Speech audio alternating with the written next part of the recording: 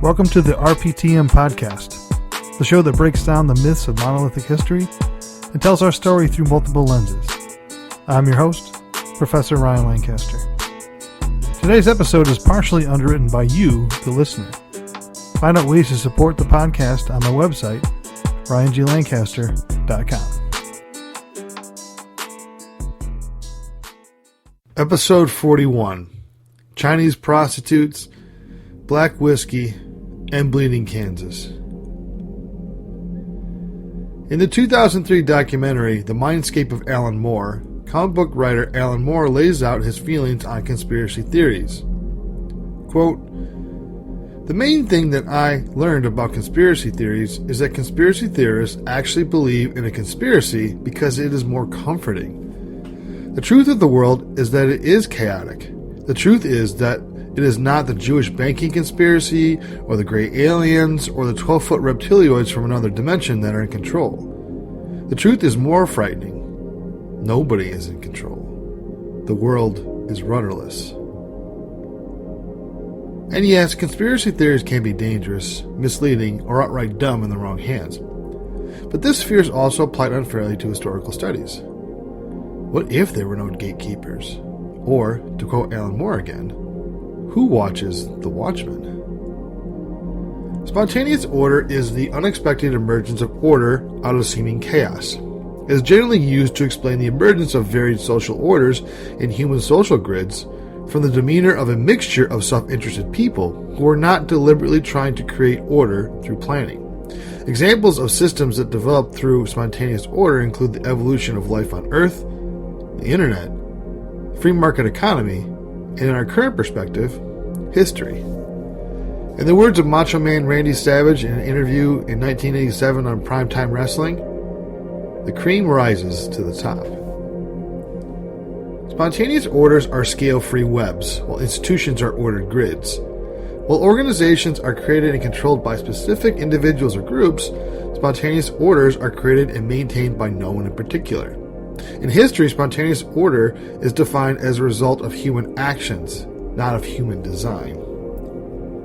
Critics say the foundations of this type of thinking are so disconnected because the concept of spontaneous order lacks distinctiveness and inner framing, and that the theory's constituents lack intentionality, the significance of fundamental or worthwhile understanding, and the natural selection of competitive practices.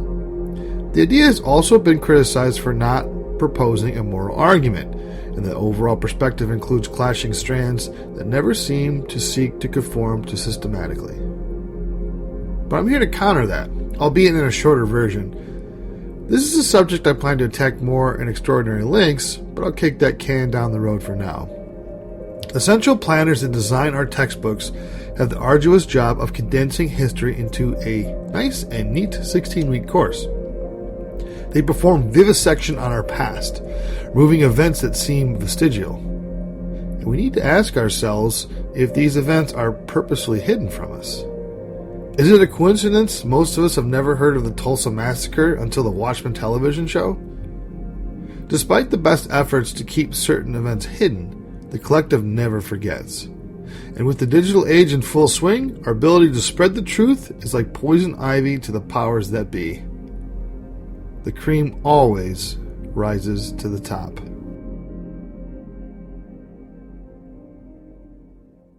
People vs. Hall. 1854, People vs. Hall, the California Supreme Court case that denied the rights of Chinese immigrants and Chinese Americans to testify against white citizens. The ruling effectively freed George Hall, a white man who had been convicted and sentenced to death for the murder of Ling Sing, a Chinese miner in Nevada County. 3 Chinese witnesses had testified to the killing. Hall appealed the verdict, arguing that the jury should not accept the testimony of the Chinese witnesses and that Section 394 of the Act concerning civil cases, which barred the use of testimony by blacks, mulattoes, and Indians against whites, should also be extended to banning the testimony of Chinese. The California Supreme Court, in an opinion delivered by the then Chief Justice Hugh Murray with the concurrence of Justice Solomon Hayden Felt, sided with Hall.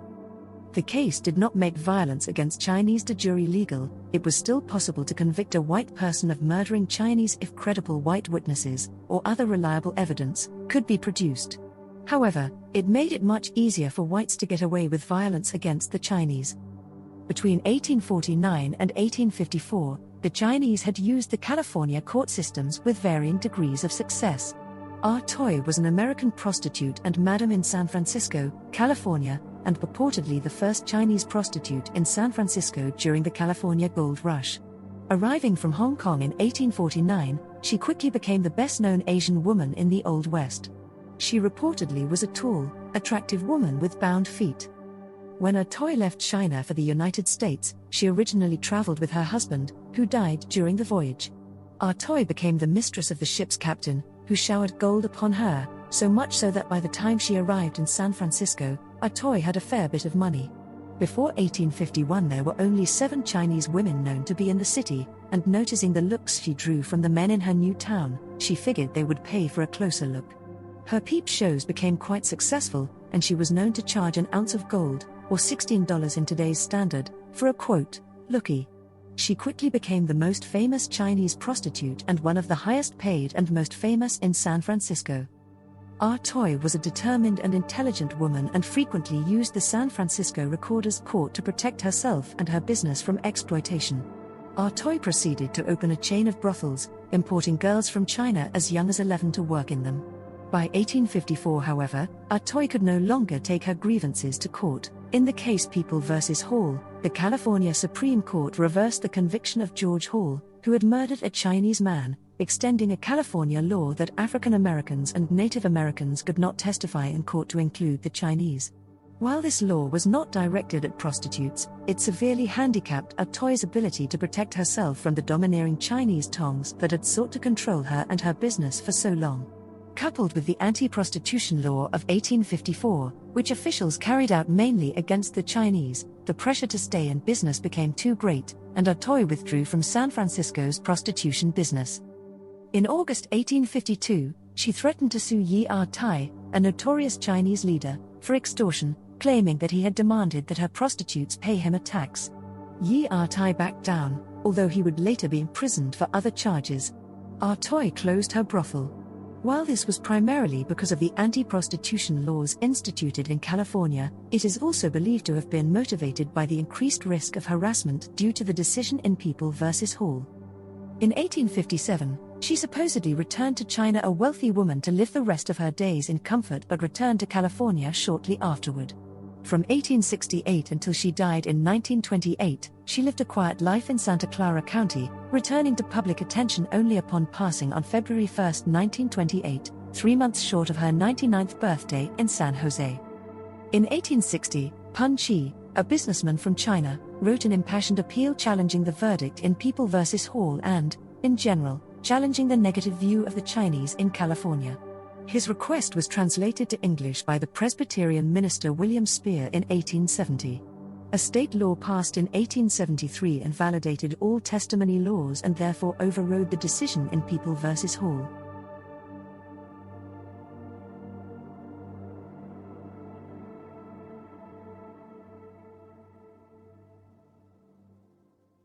Seneca Village.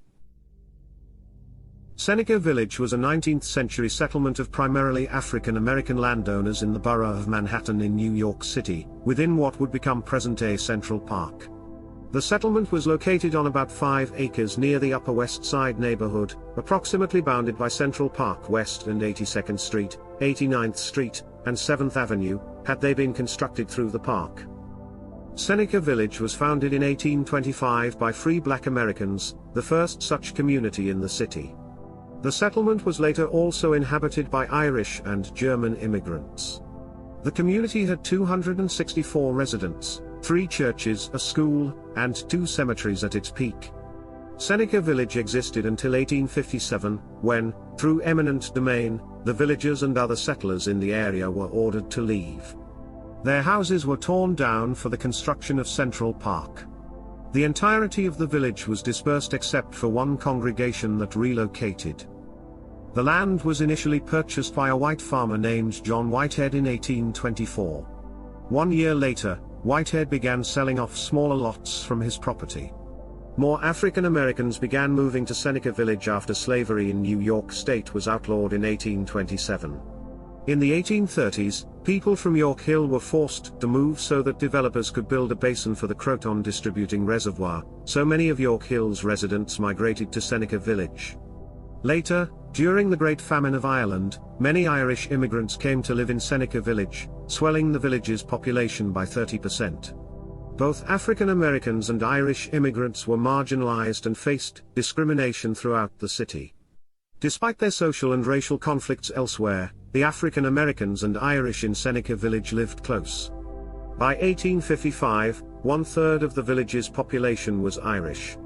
George Washington Plunkett, who later became a Tammany Hall politician, was born in 1842 to two of the first Irish settlers in the village, Pat and Sarah Plunkett. Richard Crocker, who later became the leader of Tammany, was born in Ireland, but he came with his family to Seneca Village in 1846 and lived there until his father received a job that enabled them to move. The one-story frame and board houses in Seneca Village were called shanties, reflecting their rough outward appearance, though some of the places resembled log cabins. While the houses were not professionally constructed, their interiors improved the cramped tenements of Lower Manhattan. Land ownership among black residents was much higher than that in the city. More than half owned property in 1850, 5 times the property ownership rate of all New York City residents. 1/5 of Seneca Village's inhabitants owned their residences. Many of Seneca Village's black residents were landowners and relatively economically secure compared to their downtown counterparts. At least one property owner, the Lyons family, lived in Lower Manhattan but owned property in Seneca Village. Nevertheless, many residents were still poor since they worked in service industries such as construction, day labor, or food service.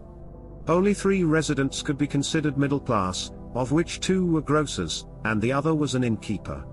Many black women worked as domestic servants. Many residents squatted, boarding in homes they did not own, demonstrating significant class stratification even with Seneca Village's high land ownership rate. The residents relied on the abundant natural resources nearby, such as fish from the nearby East River and Hudson River and the firewood from surrounding forests. Some residents also had gardens and barns and fed their livestock scraps of garbage. There were 2 bone disposal plants at 66th and 75th Streets. In 1855, a New York State census found that Seneca Village had 264 residents. On average, the residents had lived there for 22 years. 3/4 of the 264 residents recorded in 1855 had resided in Seneca Village since 1840 or before, and nearly all had lived there since 1850. In New York City's history, most of the city's population lived below 14th Street. The region above 59th Street was only sporadically developed and was semi-rural or rural. After slavery in New York was outlawed, African American men could vote as long as they had $250 worth of property and had lived in the state for at least 3 years. Of the 13,000 black New Yorkers, 91 were qualified to vote, and 10 lived in Seneca Village of the voting-eligible black population. The purchase of land by blacks had a significant effect on their political engagement. Black people in Seneca Village were extremely politically engaged compared to the rest of New York. By the 1840s, members of the city's elite were publicly calling for a new large park in Manhattan. 2 of the primary proponents were William Cullen Bryant, the New York Evening Post editor, and Andrew Jackson Downing, one of the first American landscape designers. The Special Committee on Parks was formed to survey possible sites for the proposed large park. One of the first sites considered was Jones's Wood, a 160-acre tract between 66th and 75th Streets on the Upper East Side. The area was occupied by multiple wealthy families who objected to taking their land, particularly the Jones and Schermerhorn families. Downing stated that he would prefer a park of at least 500 acres at any location from 39th Street to the Harlem River. Following the passage of an 1851 bill to acquire Jones's Wood, the Schermerhorns and Joneses successfully obtained an injunction to block the acquisition, and officials invalidated the transaction as unconstitutional. The second site proposed for a large public park was a 750-acre area labeled Central Park, bounded by 59th and 106th Streets between 5th and 8th Avenues. The Central Park Plan gradually gained support from a variety of groups. It created a Central Park Fund to raise money. After officials nullified a second bill to acquire Jones's Wood, the New York State Legislature passed the Central Park Act in July 1853. The act authorized a board of 5 commissioners to start purchasing land for a park. In the years before the acquisition of Central Park, the Seneca Village community was referred to in pejorative terms, including racial slurs. Park advocates and the media began to describe Seneca Village and other communities in this area as shantytowns and the residents there as squatters and vagabonds and scoundrels. The Irish and black residents were often described as wretched and debased. The residents of Seneca Village were also accused of stealing food and operating illegal bars. The village's detractors included Egbert Ludovicus Viel, the park's first engineer, who wrote a report about the refuge of 5,000 squatters living on the future site of Central Park, criticizing the residents as people with very little knowledge of the English language, and with very little respect for the law. While a minority of Seneca Village's residents were landowners, most residents had formal or informal agreements with landlords. Only a few residents were squatters with no permission from any landlord. In 1853, the Central Park Commissioners started conducting property assessments on more than 34,000 lots in and near Central Park. The Central Park Commissioners had completed their reviews by July 1855, and the New York State Supreme Court confirmed this work the following February. As part of the tax assessment, residents were offered an average of $700 for their property. The minority of Seneca Village residents who owned land were compensated. For instance, Andrew Williams was paid $2,335 for his house and 3 lots. Even though he had initially asked for $3,500, the final compensation still represented a significant increase over the $125 he had paid for the property in 1825. Clearing occurred as soon as the Central Park Commission's report was released in October 1855. The city began enforcing little-known regulations and forcing Seneca Village residents to pay rent. Members of the community fought to retain their land. For 2 years, residents protested and filed lawsuits to halt the sale of their land. However, in mid-1856, Mayor Fernando Wood prevailed, and residents of Seneca Village were given final notices. In 1857, the city government acquired all private property within Seneca Village through eminent domain. On October 1st, city officials in New York reported that officials had removed the last holdouts living on land to become Central Park. A newspaper account suggested that Seneca Village would not be forgotten. Many locals had a brilliant and stirring fight during the campaign. But the supremacy of the law was upheld by the policemen's bludgeons. All of the village inhabitants were evicted by 1857, and all of the properties within Central Park were razed. There are few records of where residents went after their eviction, as officials destroyed the community. The only institution from Seneca Village to survive was All Angels Church, which relocated a couple of blocks away, albeit with an entirely new congregation. After its demolition, the world largely forgot the settlement for more than a century. Public interest in Seneca Village was invigorated after Roy Rosenzweig and Elizabeth Blackmar's 1992 book The Park and the People, A History of Central Park, which described the community extensively.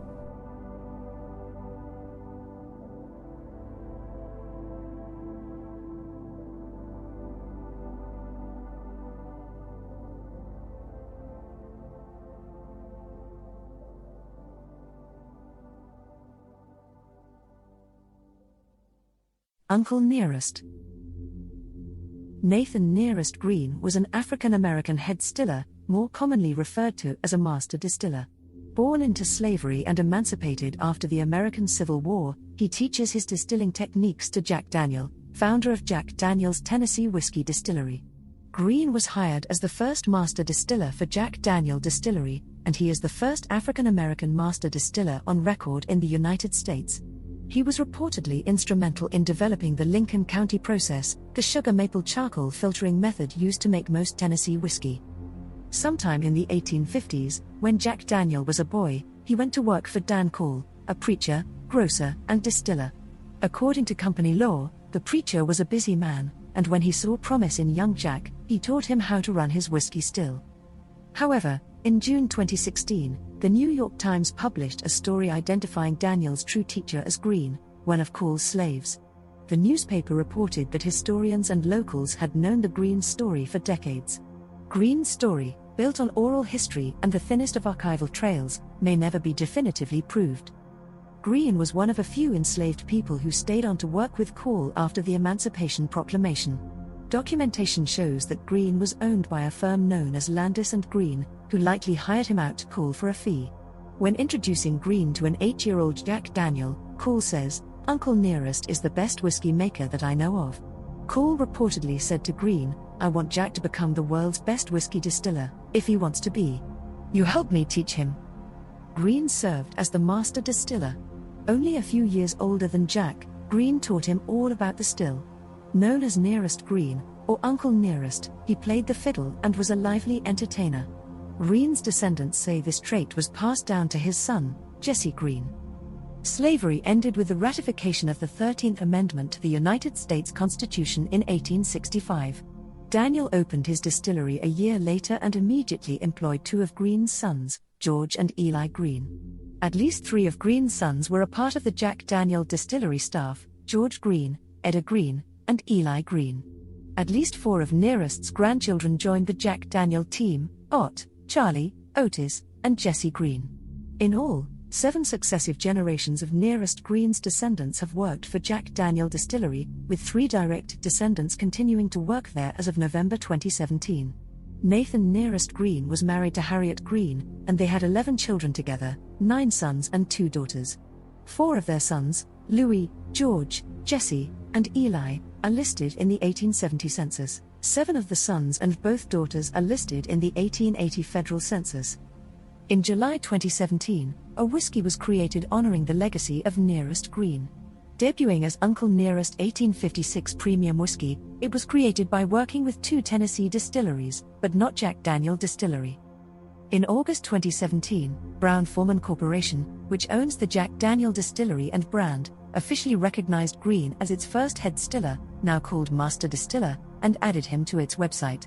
In October 2017, Brown-Forman added its legacy to its official tours and a large display at the Jack Daniels Visitors Center. In September 2017, the Nearest Green Foundation announced the inaugural class of descendants receiving full scholarships to college and grad school to continue their ancestors' legacy of excellence. The foundation is funded by the sales of Uncle Nearest Premium Whiskey and Jack Daniel's official biography, Jack Daniel's Legacy.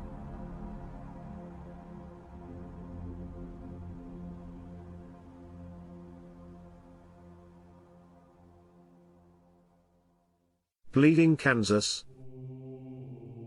Bleeding Kansas describes the period of repeated outbreaks of violent guerrilla warfare between pro-slavery and anti-slavery forces following the creation of the new territory of Kansas in 1854. In all, some 55 people were killed between 1855 and 1859. The struggle intensified the ongoing debate over the future of slavery in the United States and served as a pivotal precursor to the Civil War. By early 1854, with the United States expanding rapidly westward, Congress had begun debating a proposed bill to organize the former Louisiana Purchase lands known as the Nebraska Territory. To get crucial Southern votes for the bill, Senator Stephen Douglas of Illinois proposed an amendment that effectively repealed the Missouri Compromise and outlawed the extension of slavery north of the 36th parallel. Passed over fierce opposition in Congress and signed into law in 1854, the Kansas-Nebraska Act created the territories of Kansas and Nebraska. It gave each the right to decide whether or not to permit slavery when it joined the Union. As political theorists knew this idea, Douglas believed that popular sovereignty would resolve the ongoing sectional debate between North and South over slavery's extension into the territories. The Kansas-Nebraska Act divided Douglas' Democratic Party and inspired the formation of the Republican Party, which opposed extending slavery into new territory. While Nebraska was so far north that it was virtually guaranteed to become a free state, Kansas bordered the slave state of Missouri. Over the next 7 years, Kansas became a battleground over the future of slavery in the United States. In New England, a group of abolitionists formed the Emigrant Aid Company, which sent anti-slavery settlers to Kansas to ensure it would become a free territory. On the other side, thousands of pro-slavery Missourians flooded into the new region to illegally vote in Kansas' first territorial election in November 1854. Pro-slavery candidate John Whitfield easily defeated two Free Soil candidates to become the territory's delegate to Congress, with only half the ballots cast by registered voters. In March 1855, when elections took place for the first territorial legislature, thousands of heavily armed border ruffians showed up in Kansas again. Through illegal votes and intimidation of anti-slavery voters, they ensured the election of a slate of pro-slavery legislators. As tensions increased within the territory, President Franklin Pierce recognized the pro-slavery legislature as the only legitimate government of Kansas. Northerners and other anti-slavery settlers refused to accept this government and set up their own. Some of these free staters, known as Jayhawkers, armed themselves in preparation for clashes with pro-slavery forces. Sporadic outbursts of violence occurred between pro- and anti-slavery forces in late 1855 and early 1856. In a sharp escalation of that violence, a pro-slavery group stormed the Free State stronghold of Lawrence on May 21, 1856, destroying printing presses, looting homes and stores, and setting fire to a hotel. In response to the sack of Lawrence, as it became known, the abolitionist John Brown marched through Pottawatomie Valley in Kansas Territory on May 24 along with 7 men, including 4 of his sons. Determined to confront pro-slavery settlers, the group dragged 5 men from their homes along Pottawatomie Creek and brutally killed them. Despite the visibility of the violence in Kansas, relatively few of the settlers in the new territory were deeply invested in the conflict over slavery. Many of those listed on the pro-slavery side were poor farmers who didn't even enslave people, while few anti-slavery settlers were champions of black rights. Both groups wanted land for themselves and their families but were caught up in the ongoing battle tearing the nation apart. The upheaval in Kansas captured the entire nation's attention and even spread to Congress. 2 days before Brown's attack in Pottawatomie, Senator Preston Brooks of South Carolina beat Senator Charles Sumner of Massachusetts with his cane on the Senate floor in retaliation for Sumner's angry speech denouncing supporters of slavery in Kansas. In July 1856, pro-slavery forces suppressed a meeting of the Free State government in Topeka, another anti-slavery stronghold. The newly appointed territorial governor John Geary ordered armed settlers to disperse that fall, and the violence waned. Brown again retaliated, leading his supporters in guerrilla attacks at Black Jack and Osawatomie. In late 1857, Free Staters boycotted the vote to send delegates to a constitutional convention at Lecompton, citing illegal pro-slavery influences on the election. Seeking to resolve the issue of Kansas statehood quickly, President James Buchanan pushed Congress to accept the Lecompton Constitution, despite overwhelming opposition from Douglas and others. They saw it as an illegal violation of popular sovereignty. As a compromise, Congress and the Lecompton Constitution back to Kansas for another vote in August 1858. This time, Free Staters voted, and the people rejected the Constitution. Though attention on Kansas had waned after 1856, sporadic violence continued, including the murder of a group of Free Staters along the Marais-des-Cygnes River in May 1858, and the temporary return of Brown, who led a raid to liberate a group of enslaved people in the winter of 1858-59. Brown's role in the violence in Kansas helped him raise money for his raid on Harper's Ferry in Virginia in 1859. The attack failed, and Brown was executed, becoming a martyr to the abolitionist cause. The unsettled situation in Kansas was still a matter of heated controversy during the 1858 Senate race in Illinois, when the former one-term Congressman Abraham Lincoln, now a Republican, challenged Douglas for his Senate seat. Lincoln lost that race, but his eloquent performance in their debates helped revive his political career and earn him a national reputation by 1860. Though Kansas adopted a free state constitution in a convention at Wyandotte in 1859, pro-slavery forces in the Senate refused to let the territory enter the Union as a free state. Only after the Confederate States seceded in the wake of Lincoln's election in 1860 did Congress approve the Wyandotte Constitution. Kansas entered the Union in January 1861, barely 3 months before the Civil War began.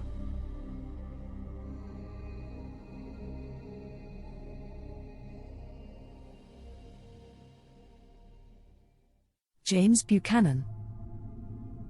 James Buchanan was an American lawyer, diplomat and politician who served as the 15th President of the United States from 1857 to 1861. He previously served as Secretary of State from 1845 to 1849 and represented Pennsylvania in both houses of the U.S. Congress. He was an advocate for states' rights, particularly regarding slavery, and minimized the role of the federal government preceding the Civil War. Buchanan was speculated to be homosexual. Buchanan's personal life has attracted historical interest as the only president to remain a bachelor. Several writers have suspected he was homosexual, and one of his biographers argues that Buchanan was asexual or, at the least, celibate. In 1818, Buchanan met Anne Caroline Coleman at a grand ball at Lancaster's White Swan Inn, and the two began courting. Anne was the daughter of the wealthy iron manufacturer and protective father, Robert Coleman, and sister-in-law of Philadelphia Judge Joseph Hemphill, one of Buchanan's colleagues from the House of Representatives. By 1819, the two were engaged but could spend little time together. Buchanan was extremely busy with his law firm and political projects during the Panic of 1819, which took him away from Coleman for weeks at a time. Conflicting rumors abounded. Some suggested that he was marrying for her money because his own family was less affluent, or that he was involved with other women. Buchanan never publicly spoke of his motives or feelings, but letters from Anne revealed she was aware of several rumors. Coleman broke off the engagement, and soon afterward, on December 9, 1819, died suddenly. Buchanan wrote her father for permission to attend the funeral, claiming, "I feel happiness has fled from me forever." However, Robert Coleman refused permission. After Coleman's death, Buchanan never courted another woman, though an unfounded rumor circulated of an affair with President Polk's widow, Sarah Childress Polk. Some believe that Anne's death served to deflect awkward questions about Buchanan's sexuality and bachelorhood. During Buchanan's presidency, his orphaned niece, Harriet Lane, whom he had adopted, served as an official White House hostess. Buchanan had a close and intimate relationship with William Rufus King, an Alabama politician who briefly served as vice president under Franklin Pierce. Buchanan and King lived together in a Washington boarding house from 1834 until King departed for France in 1844. Though such a practice was then common, King also referred to the relationship as a communion. The two attended social functions together. Contemporaries also noted the closeness. Andrew Jackson called King Miss Nancy, and prominent Democrat Aaron V. Brown referred to King as Buchanan's better half, wife, and Aunt Fancy, the last being a 19th-century euphemism for an effeminate man. Buchanan, late in life, wrote a letter acknowledging that he might marry a woman who could accept his lack of ardent or romantic affection. Buchanan was expelled from his Lancaster church, reportedly for pro-slavery views acquired during the King relationship. Catherine Thompson, the wife of cabinet member Jacob Thompson, later noted that there was something unhealthy in the president's attitude. King became ill in 1853 and died of tuberculosis shortly after Pierce's inauguration, 4 years before Buchanan became president. Buchanan described him as among the best, the purest and most consistent public men I have known. King's nieces may have destroyed correspondence between the two men.